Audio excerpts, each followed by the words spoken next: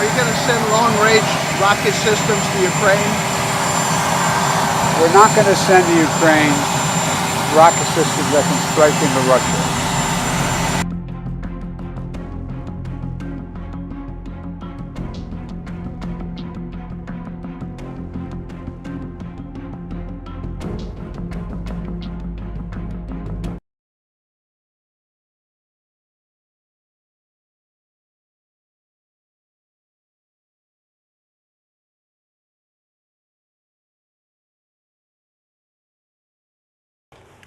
Good morning, everyone. It is a pleasure to welcome the NATO Secretary General Stoltenberg, Jens, my friend and colleague, back here to the State Department and to Washington. We've seen each other quite a bit over the last 15 months, mostly in Brussels. In fact, we did a little calculation, and it turns out I've spent more time in Brussels than any other city other than Washington, D.C., and that's no coincidence. It's because NATO is there, of course, our friends of the European Union as well.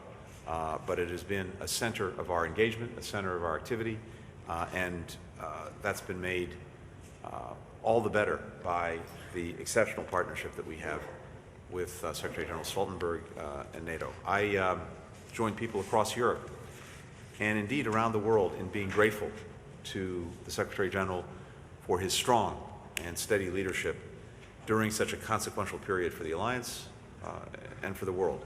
And we're very, very glad that he agreed to extend his tenure through next fall. Today's meeting was an opportunity for us to touch base on the upcoming NATO summit, which will take place in Madrid, as you know, in just a few weeks' time. There, the Alliance will adopt a new strategic concept, the first one since 2010, to make sure that we're ready to meet the challenges of today and the challenges that we anticipate for tomorrow. That includes everything from malicious activity occurring in cyberspace, People's Republic of China's rapid militarization, its no-limits friendship with Russia, and efforts to weaken the rules-based international order that is the foundation for peace and security around the world. And of course, the security implications of climate change, which are profound. We'll strengthen our relationships with the European Union and with partners in the Indo-Pacific.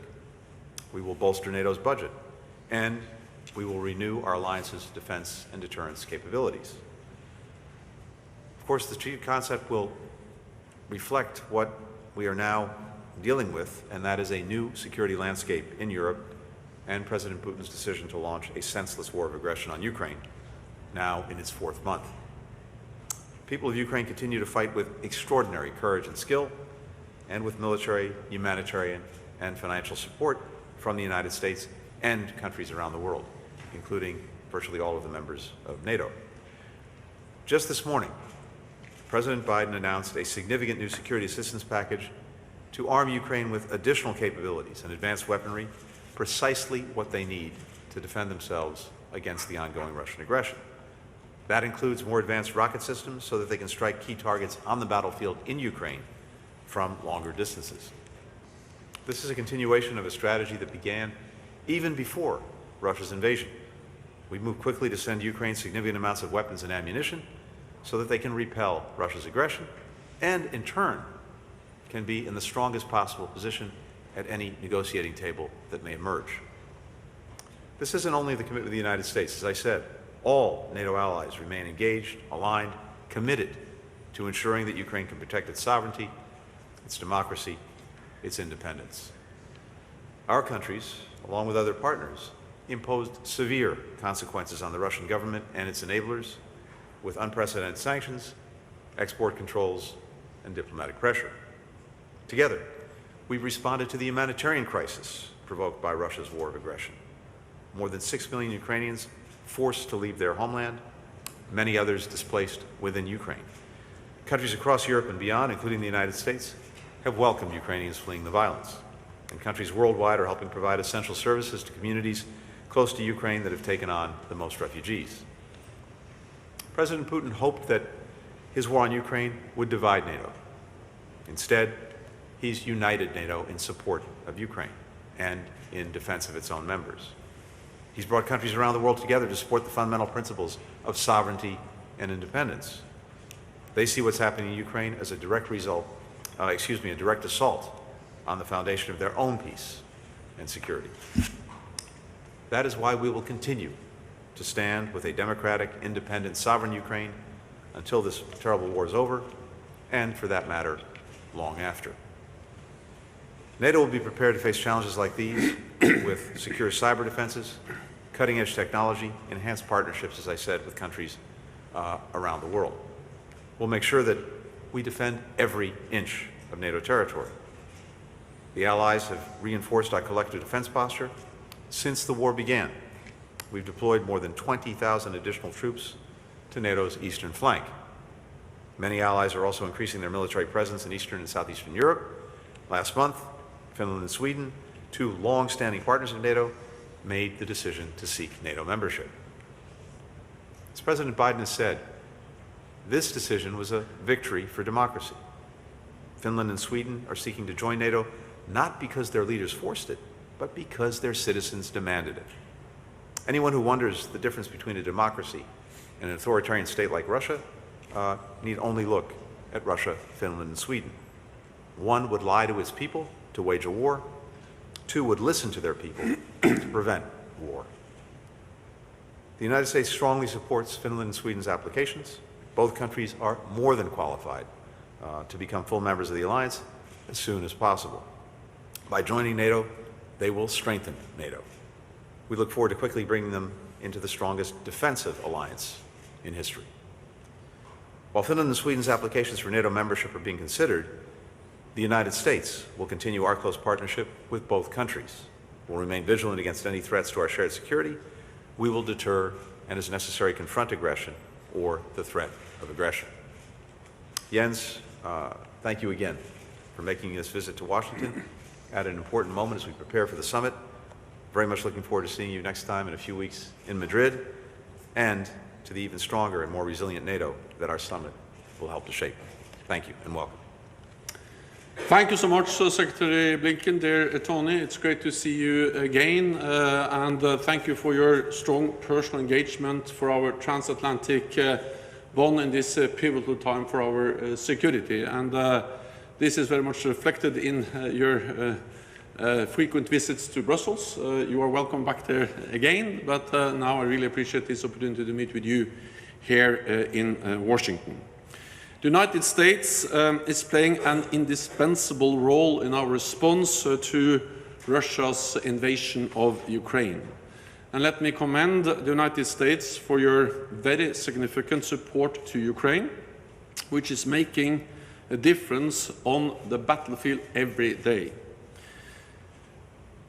I also welcome the latest package of military assistance announced by President Biden this morning. This is a demonstration of real US leadership.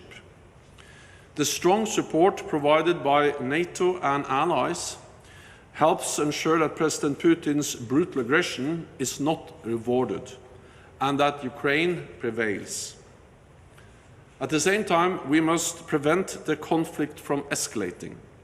So we have increased our presence in the eastern part of the alliance to remove any room for miscalculation in Moscow about NATO's readiness and determination to defend and protect all NATO allies. And let me thank the United States for increasing your military presence across Europe with over 100,000 troops backed by significant air and naval power. European allies and Canada are also stepping up with more troops, higher readiness, and increased defense spending. For the 7th consecutive year, defense spending has increased. And more allies are meeting our guideline of spending 2% of GDP on defense. President Putin wanted less NATO. He is getting more NATO, more troops, and more NATO members. The decisions by Finland and Sweden to apply for NATO membership are historic, and they will strengthen our alliance. We have to address the security concerns of all allies, and I'm confident that we will find a united way forward. To this end, I'm in close contact with President Erdogan of Turkey and with the leaders of Finland and Sweden. and I will convene senior officials from all 3 countries in Brussels in the coming days. Today, we also discussed the important decisions we will take at the NATO summit in Madrid later this month. We will agree NATO's next strategic concept, strengthen our deterrence and defense, and prepare for an age of increased strategic competition with authoritarian powers like Russia and China. This includes working even more closely with our partners in the Asia-Pacific and other like-minded partners around the world. We will also review progress on burden sharing. We must continue to invest in our defense and to invest in NATO, because only North America and Europe working together in a strong NATO can keep our 1 billion people safe in a more dangerous world. So, Secretary Blinken, dear Tony, once again, thank you so much. Thank you, Jens. We'll now turn to questions, taking 2 from each delegation. We'll start with Vivian Salama of the Wall Street Journal. Thanks, Ned. Thank you very much. Secretary Blinken, 2 quick questions, please. With regard to the long-range weapons, what can be done or is being done to minimize escalation with Russia? And do you believe that there's an understanding in Moscow about the nuance that the U.S. is trying to achieve with regard to the weapons that it does choose to send to Ukraine? And unrelated, on President Erdogan's latest threats of force to Syria, are you concerned that Turkey is increasingly becoming a disruptive ally, and how can it be addressed? Shall I ask my question, Secretary General? Welcome back, sir.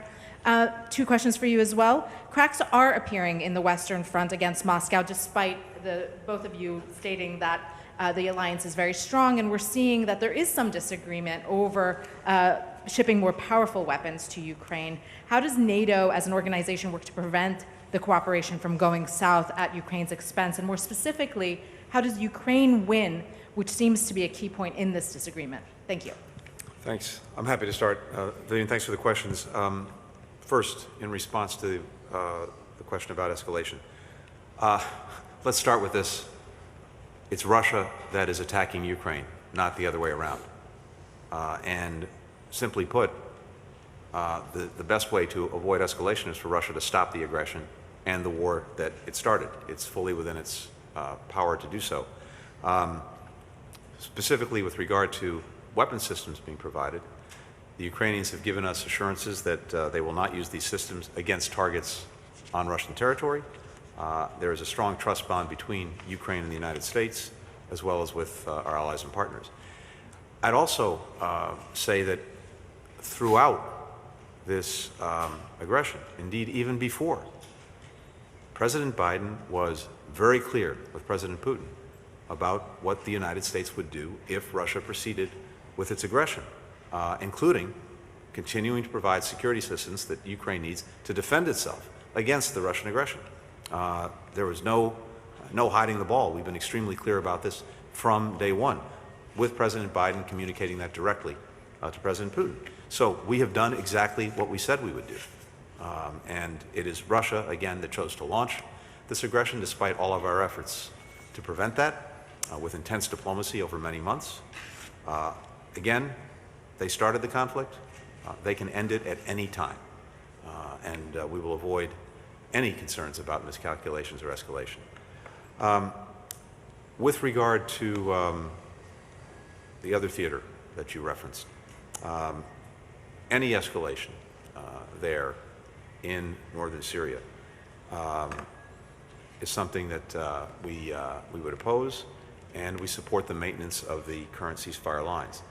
The concern that we have is that any new offensive would undermine regional stability, such as it is, provide malign actors with opportunities to exploit instability for their own purpose.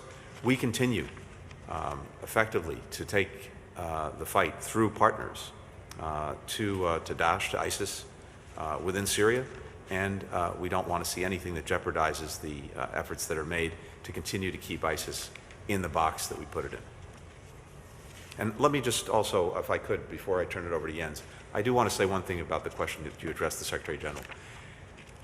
Here again, at every stage of this Russian aggression, before the aggression, when it started, and in the months since. At virtually every stage, we've heard doubts expressed about what the alliance would do, what countries would do in terms of support for Ukraine, and whether that was actually going to happen. We've demonstrated that it would and that it has. Concerns and doubts about whether we could really deliver on what we said we would do, massive consequences for Russia's aggression with unprecedented sanctions. Well, we've delivered on that. And I would suggest that there are always going to be stories about differences in any particular moment, but when it comes to the strategic direction that we have taken together as allies, as partners, both within Europe and beyond, this, at least in my experience, has been unprecedented in its solidarity, in the common determination, both to support Ukraine with security assistance, economic assistance, humanitarian assistance, to put extraordinary pressure on Russia to cease its aggression, and to shore up the defenses of our alliance. And so again, I'd invite you to go back, look at the questions that were raised starting last fall. They've been answered. Then again, when Russia committed the aggression in the first place, and even to this day. And I'm very confident that the common purpose that we've shown over many months will continue. I can just follow up on that, because what we have seen over the last months is an unprecedented level of unity among NATO allies and partners in the response to Russia's aggressive war against Ukraine. We have seen that when it comes to the provision of military support, humanitarian support, economic support, but also in the way we have seen NATO allies, partners, the European Union, implementing heavy economic sanctions we have not seen anything similar to imposed on any major country ever before. So actually what we have seen is an unprecedented level of unity among NATO allies and partners.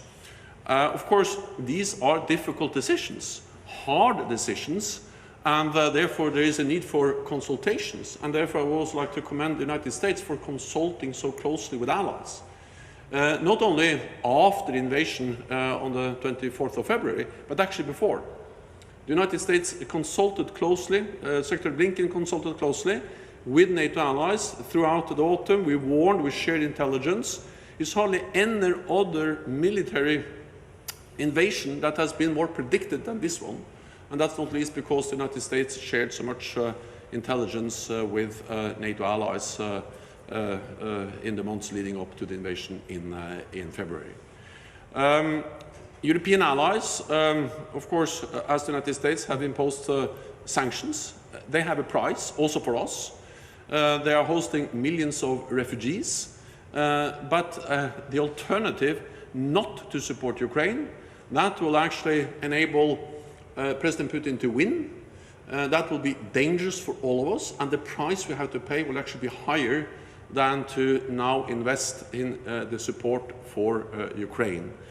Let me end by saying that President Putin made a strategic mistake. He totally underestimated the strength and the will and the ability of the Ukrainian people, the Ukrainian armed forces, to defend themselves. And he underestimated the unity of NATO and NATO allies and partners to support Ukraine. And again, what we see is US leadership helping this to happen, both on the political, diplomatic level, but also when it comes to organizing and coordinating the military support through the support group for Ukraine. On the last question, I would just say that wars are unpredictable. We were able to predict the invasion, but how this war will evolve, it's very hard to predict. What we do know is that almost all wars end at some stage at the negotiating table. And this has also been clearly stated by President Zelensky, that at some stage this will end at the negotiating table. But what happens there at the negotiating table is, of course, totally dependent on the strength, the situation on the battlefield. And that's what we do. We support them in upholding the right for self-defense. And then I have trust and I have confidence in the political leadership in Ukraine that they can make the hard judgments and decisions on negotiations and what to agree to when negotiations at some point will start. Tova Bjorgas of NRK Norway. Thank you. I have one question for each. Secretary Blinken, do you think it's possible to deter Russia with weapons at this point, and how far will the U.S. go? And for Secretary Stoltenberg, we hear about nuclear exercises on the Russian side. What scenarios are you planning for in terms of the nuclear threat from Russia at this point in this war? Thank you. I would say that it's not so much a question of deterring Russia at this point, because they have committed the aggression and they're pursuing it. What we're working to do, and the Secretary General said this very eloquently, is to make sure that the Ukrainians have in hand what they need to defend against this aggression, to repel it, to push it back, and as well, and as a result, to make sure that they have the strongest possible hand at any negotiating table that emerges. And I agree with the Secretary General that eventually that is what is likely to happen. We can't say when, we can't say exactly how. What we can say is what we will do to make sure that Ukraine has the means to defend itself and has the strongest possible hand. At every step along the way, we have evaluated what we believe Ukraine needs to do just that, to defend itself effectively. And of course, that's changed through the course of this aggression. What they needed to deal with the threats to Kyiv are very different from what they need to deal with what's now happening in southern and eastern Ukraine. So we've adjusted as this has gone along in terms of what we and other allies and partners are providing to the Ukrainians. We'll continue to do that as we go forward. Again, it is fully within Russia's power to stop what they started and to end the aggression. That's what we seek. But as long as this goes on, we will support the Ukrainians and make sure that they have what they need to defend themselves effectively. NATO and NATO allies are, of course, monitoring very closely what Russia does, including their nuclear exercises. And we have also followed very closely the nuclear rhetoric that President Putin and other Russian leaders have expressed over the last months. This nuclear saber-rattling rhetoric is dangerous, and it is something that is only increasing tensions.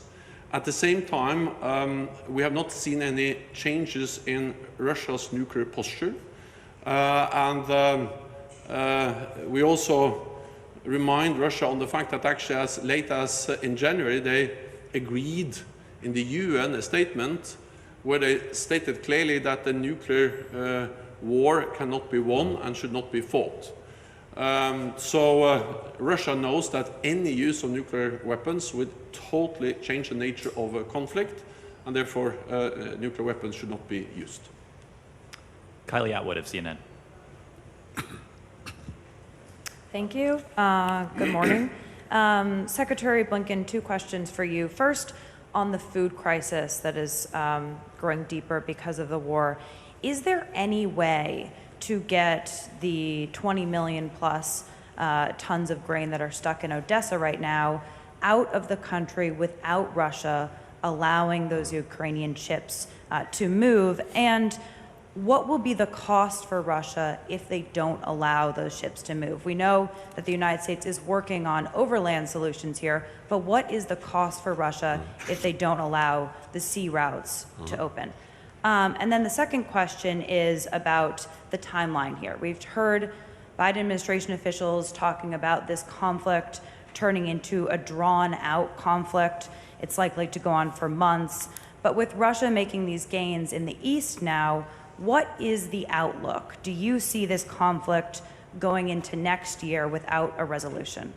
And then NATO Secretary General, you mentioned that you're going to convene leaders of Finland, Sweden, and Turkey in the coming days. So I'm wondering if you are expecting Sweden and Finland to come to the table with precise actions they are willing to take that could assuage Turkey's concerns. And I'm also wondering if you're confident that Turkey's concerns about their membership will be addressed this month before the G7 summit. Thank you. Kylie, thanks very much. With regard to the food situation, a couple of things. First, we are dealing with what is a global food insecurity challenge and even crisis. Pre-existing conditions, COVID, climate, and now conflict. All of these together have helped create a perfect storm where food, particularly from some of the bread baskets for the world, Ukraine, Russia itself, are not available because of Russia's aggression. And as a result as well, prices have gone up for the food that is available. And we had a situation where a couple of years ago there were roughly 100 million people who were food insecure around the world. Before the Russian aggression, over the last couple of years, that's gone up to about 160 million. Now, an additional 40 million people, by expert accounts, are likely to be food insecure as a result directly of the Russian aggression. Because, to your point, what's happening is this. There are roughly 20 to 25 million tons of grain that are sitting in silos near Russian, Ukrainian ports in Odessa that can't even be moved to ships, in part because there are ships at the Odessa port, about 85 of them, full of this grain and wheat that can't move because of the Russian effective blockade of the ports. So the United Nations has been working, and the Secretary General, I applaud his efforts to see if he can find a way forward on this to allow the ships out to end this blockade. That work continues. At the same time, we're looking at every other possible route to get wheat, grains, other things out of Ukraine and onto world markets. All of that work is ongoing. In terms of what Russia risks, well, I would start with what's left of its reputation. It seeks relationships with countries around the world, including many countries that are now the victim of Russian aggression because of growing food insecurity resulting from that aggression. We were in New York about 10 days ago. We had the presidency, as you know, of the Security Council for the month of May. I focused our efforts on the food insecurity challenges that are being faced around the world. And many countries pointed out that a big part of this is the Russian aggression and the fact that food can't get out of Ukraine to where it's needed. So I think there's a growing recognition of countries around the world that the challenges that they're facing now, compounded by conflict, compounded by Russia's aggression, are due to what Russia is doing. I'd point out again that to those who are concerned that the sanctions we've imposed on Russia are somehow impeding the delivery of food, that is simply not true. The sanctions have exemptions for food, and including services necessary to make sure that food moves, like banking services. We've had one of our senior officials go around the world to make that very clear to other countries and to help them with any questions they may have. This is on Russia. And regardless of anything else, you would think the least that the Russians would do would be to make sure that other countries are not suffering from their aggression, despite the suffering they're imposing on the Ukrainians. With regard to timelines, Secretary General said it well, we can't predict how this is going to play out, when this is going to play out. As best we can assess right now, we are still looking at many months of conflict. Again, that could be over tomorrow if Russia chose to end the aggression. We don't see any signs of that right now, but it's a moving picture, as the Secretary General said. That's by definition what wars are, and I'll just repeat what I said. As long as this goes on, we want to make sure that Ukraine has in hand what it needs to defend itself, and we want to make sure that Russia is feeling strong pressure from as many countries as possible to end the aggression. That's the best way, we think, to bring the aggression to a close as soon as possible, to end the war, to get to diplomacy, and to stop the suffering.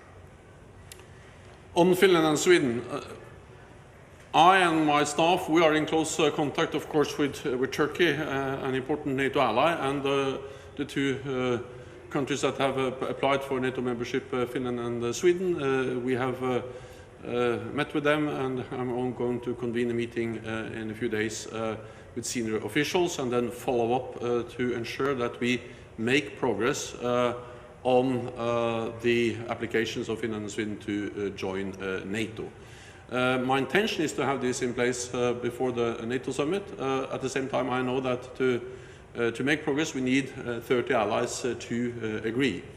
Finland and Sweden have made it clear that they are ready to sit down and to address the concerns expressed by Turkey.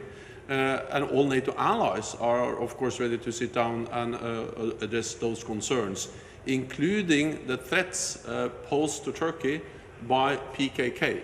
And this is terrorist threats, which, of course, is something we are taking very seriously. We know that no other NATO ally have suffered more terrorist attacks than Turkey, and that Turkey is an important ally, not least because of its strategic geographic location bordering Iraq and Syria. They have been important in our fight against ISIS, and also a Black Sea country close to Russia.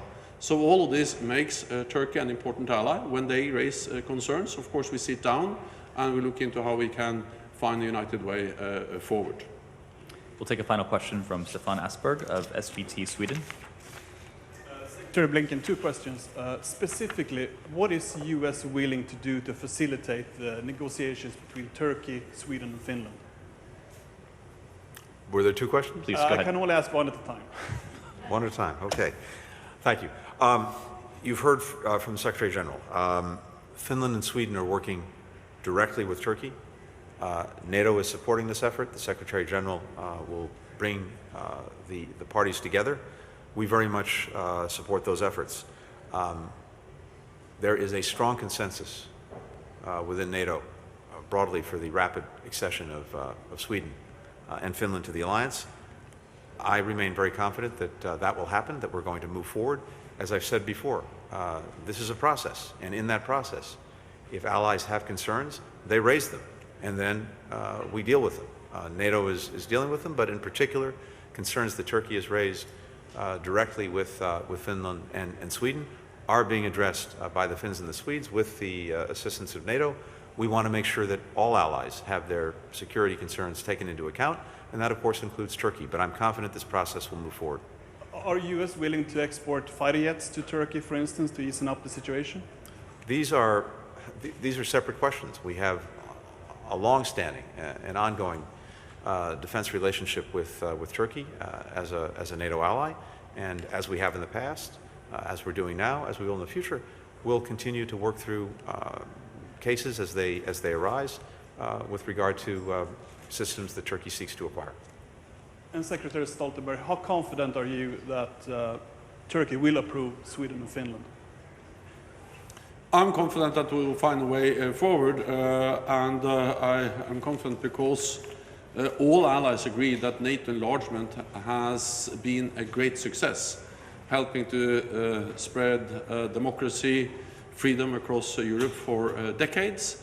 Therefore, we need to sit down, as we always do when there are different views in NATO, and find a way to go forward together.